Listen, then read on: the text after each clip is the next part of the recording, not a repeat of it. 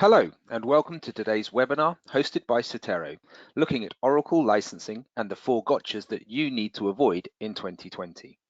My name is Matt Fisher and I'm joined today by one of our senior Oracle licensing consultants, Hazel Hopes. It's our pleasure to spend the next 30 minutes or so with you. In addition to Hazel's excellent advice, we will be sharing 2 interactive polls that are fully anonymous, so please do take part. The results can be quite interesting. You can also submit any questions for Hazel via the chat, and we will endeavour to answer some of those at the end of the live portion of the webinar. Finally, we do have some handouts for you. So if you look into your control panel, you will see a number of handouts about Cetero and its services, and you are, of course, welcome to download those at any time. If you're joining us for the first time and you're not familiar with Cetero, let me quickly introduce us. We are a developer of hybrid technologies and services for IT asset management and software asset management. And of course, that means that we have a full range of Oracle licensing technologies and services. But of course, it's not just Oracle. We also cover all the other main vendors as well, like IBM, SAP, Microsoft, etc. We have operations in the US, UK, Eastern Europe, and Australia. And in 2019, we received the Customer's Choice Award from Gartner Peer Insights as the highest ranked software asset management solution by customer review. So before I hand over to Hazel, let's quickly think about why are we here? Why Oracle and why now? Well, I think that everybody on the call today will agree that Oracle can be notoriously difficult to manage. And in some ways, it must actually be the same for Oracle themselves. We've seen through recent quarters that revenue growth is actually becoming something of a stumbling block for them, particularly since the last shared finance earnings were reported when the shares have actually gone down 3.6% in the last month alone. Now that's leading some industry observers to say that perhaps Oracle Cloud isn't there, it isn't ready, it's not providing the growth that Oracle would like. But there are more broader issues for Oracle to address in terms of that overall revenue. And those are some of the areas that Hazel's going to look at today, because we believe that those key areas are going to have a major knock-on effect to Oracle customers. So by looking at the 4 gotcha areas that Hazel will be concentrating on, we think that you will be able to protect your organization against any unwanted or unwelcome costs in 2020. So with that said, Hazel, I'm more than happy to hand over to you. Thank you, Matt. Hello, everyone, and thank you for joining Cetero's Oracle webinar today. Today, I will be talking about the 4 areas of Oracle licensing and discovery that customers have been known to struggle with. These are shown on the agenda slide. These are discovery and usage, contractual understanding, audit defense, and then towards the end of this webinar, I will also touch upon Oracle's more recent requirement for Java support subscriptions. And as we go through the webinar, I will also be introducing you to some aspects of Cetero's Oracle module, which will help to clarify and explain the gotchas using demonstration data. But just before we get to that, I'd like to hand back to Matt briefly to take you through the first of today's polls. Thanks, Hazel. So yes, the first of the polls is going to come up on screen now. And this is really useful to Hazel and I when we're talking to you guys, because it helps us understand the situation that you're currently in. So our first poll is, how confident are you that you have complete visibility of your Oracle state today, including middleware and e-business suite? And as you can see, there are 4 options on screen. Poor visibility, okay visibility of databases, but perhaps not middleware and e-business suite, good visibility with maybe a few gaps, and then everything's hunky-dory, 100% visibility. So if we could ask you to make your selection over the next 5-6 seconds, we'll let the poll run out, and then we will share the results with you and see what the reaction is.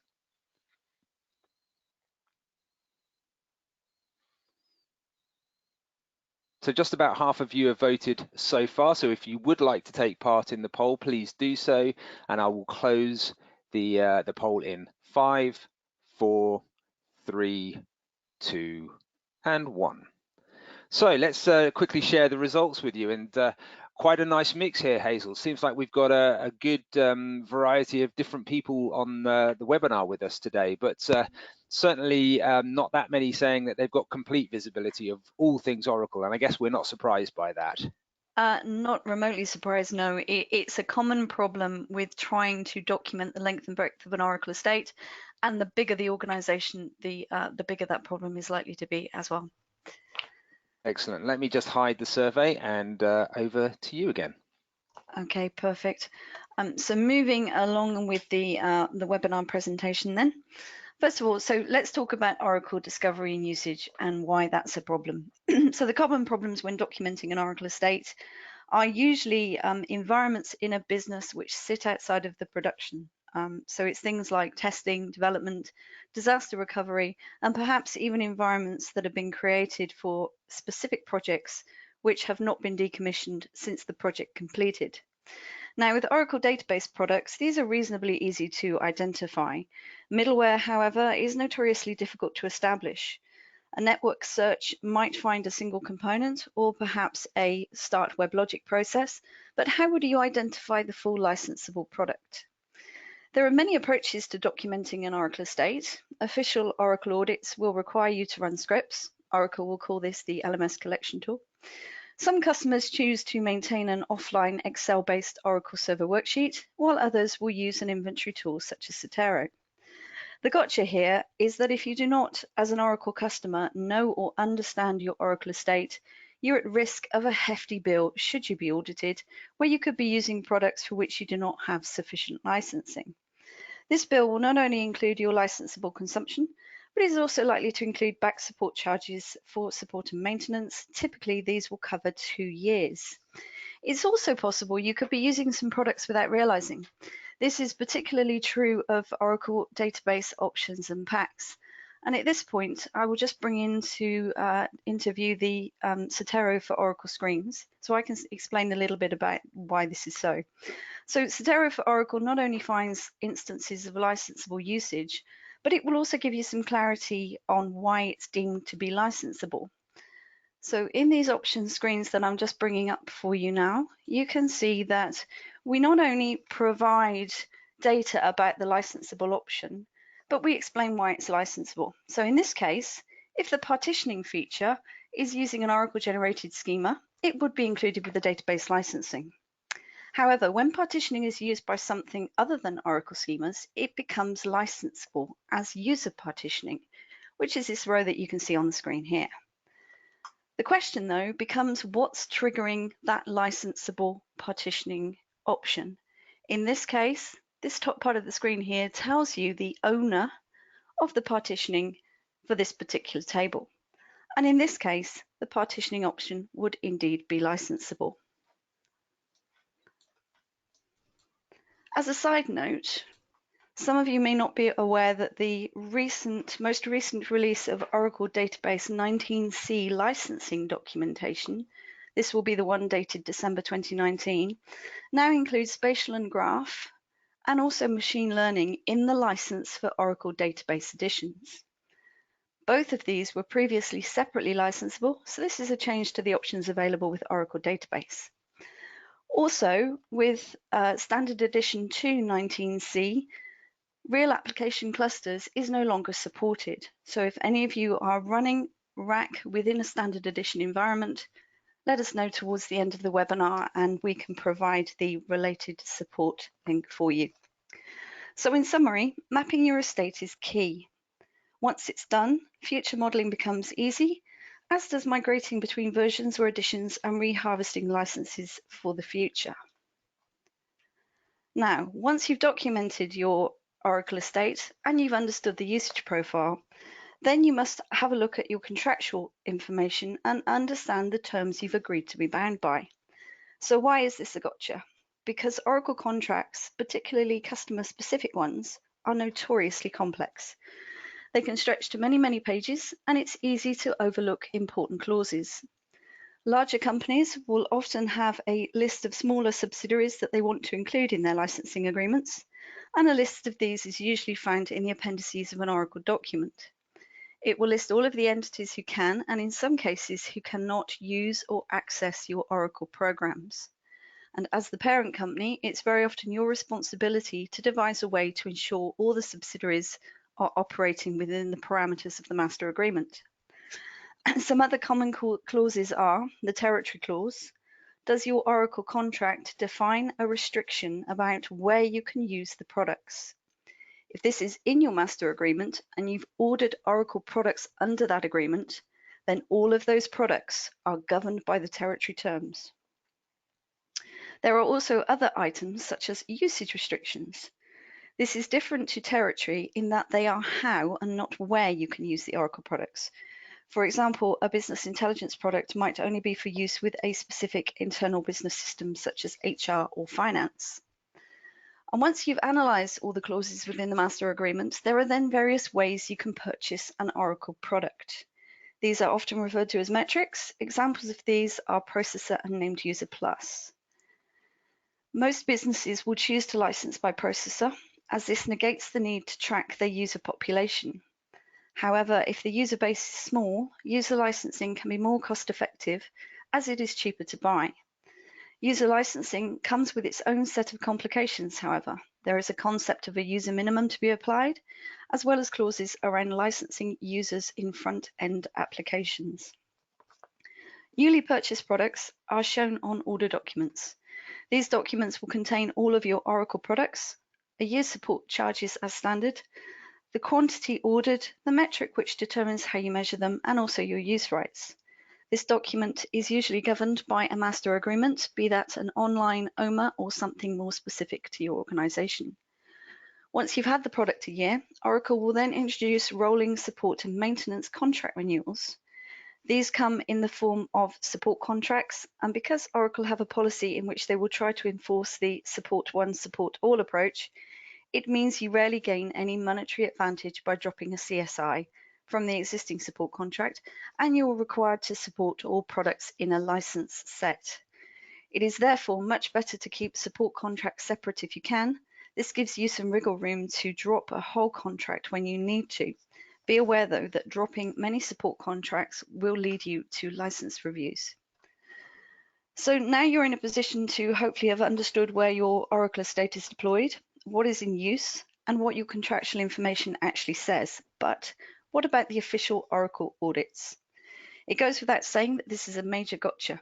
Being prepared for an official Oracle audit will help you to avoid monetary risk and allow you to push back on usage claims that you perhaps don't agree with.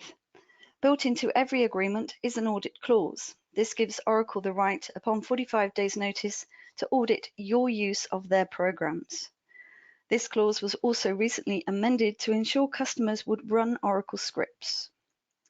The scripts, part of the LMS collection tool, are to be run across your Oracle estate, and then the output given to Oracle for them to take away and analyze. You will also be required to populate something called an Oracle Server Worksheet. This is a template that Oracle will provide to you, and you are expected to complete it as part of the audit process. After all this, you will be presented with a report of their findings for discussion and review, and this will comprise not only your declarations in the form of the OSW, but also the script data and a review of the entitlement licenses you actually own. And at this point, I would like to just show you, by way of explanation, the OSW, which is the template, the Excel template that Oracle will require you to populate, which Cetero also is able to generate automatically. Now, the reason I'd like to show this to you is because it is quite a substantial amount of information that's populated as part of this process. So here you can see you not only are required to populate things like physical server names, virtual server names, database instances, and of course the all-important options in use. These things can be quite hard to collect manually, and as mentioned, this is all generated automatically as part of the process with Cetero for Oracle.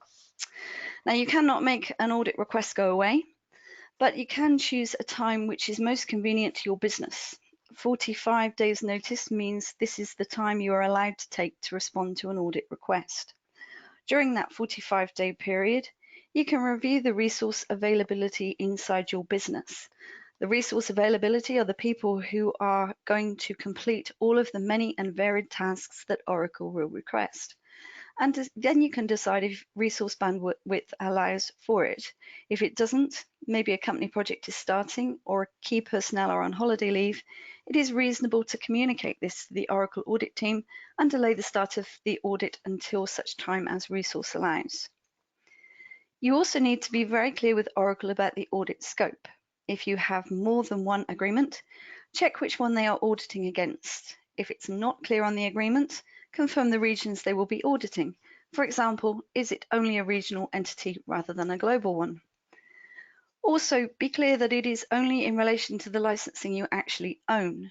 Third-party applications that you've licensed which have usage rights to Oracle products are rarely included, as this is a form of application-specific full-use licensing. And you've no need to declare this unless you have chosen to license the associated product in full yourself. Now, the sticky topics of virtualization and what does or does not constitute a way to restrict core usage can be challenged with sufficient evidence. Because you may need to prove things like virtual guest migration, host affinity, and so on, it is very important to keep records over time. Generally speaking, keeping this kind of information for at least one support year, more if you can, is advisable. In this way, you can defend yourself against having to license all hosts an Oracle product could run upon. So what do I mean by this? Once again, on the screen now is a view of how Zotero for Oracle will track virtual machines in VMware over time. So underneath the activity tab here, you can see the number of days a virtual machine has been deployed on a host. And equally, if the VM moves, the previous host would also be shown. And Zotero will record this information automatically as part of the inventory process in its ITAM function. And customers have indeed used that to prove the history of VM movement over time. Any communication with your Oracle manager should also be retained. Oracle account managers see a high turnover. So the individual you agreed something with 5 years ago may have long since left or moved to another role. So that information is now lost unless you can prove otherwise. If you're caught out in an audit review, Oracle may well suggest an advantageous discount if you consider moving to Oracle Cloud, which brings its own set of pros and cons. The first is reliability. Oracle Cloud is still some way behind its competitors like AWS and Azure, which leads some industry experts to wonder just how reliable Oracle Cloud infrastructure really is. Indeed, recently Oracle have invested in another 2,000 employees in an effort to drive more business to Oracle Cloud infrastructure. Then moving between on-premise systems to Oracle Cloud may present bigger business headaches than you realize, with careful planning required to ensure a successful migration, plus the requirement to license both sides of the equation until the migration is fully complete. Finally, putting Oracle software in Oracle Cloud is quite literally putting everything in one place and creating a form of vendor lock-in, which, with the potential for product price rises and increasing support costs, may not be a good idea. There is also a fear that once locked in, it can be difficult to reverse the decision. And at this point, I would like to hand you back to Matt again for the second of our polls in this webinar. Thanks, Hazel. Right, so the second and last of our polls today. Hazel there was just talking about Oracle Cloud, and we're interested to hear where you are with Oracle Cloud at the moment. So have you already moved, or indeed are you considering moving at least part of your Oracle estate to Oracle Cloud? And again, we have 4 options where you've already begun the process, considering it for the next 12 months, considering it but perhaps further into the future, or absolutely not considering it at the moment. So again, if we could just give 10-15 seconds for you to participate in that. Remember, it's fully anonymous, so no need to worry about Oracle coming knocking on the door, or any more worry than that you already have. So another 10 seconds or so, and we will close the poll and share the results.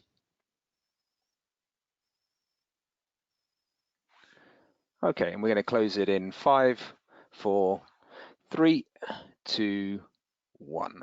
Okay, so let's see where we were. I think that's probably not that surprising given what you just said there, Hazel, and the fact there's plenty of rumors out there about Oracle even doing a potential deal with either Google or AWS in the very near future. Yes, that's not really surprising at all.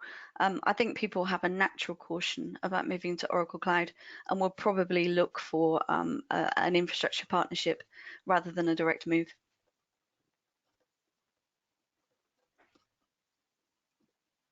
Excellent. So back to you for number 4. Okay. All right. So moving along then. So the final area that we would like to cover to talk a little bit about Oracle Java. Since it's began to require a subscription to maintain it, there has been a lot of confusion over what exactly is now liable for a support subscription. Long-term support releases of Java are the targets for these potential support subscriptions, and these are currently 7, 8, and 11 onwards. Java 9 and 10 were not long-term support releases.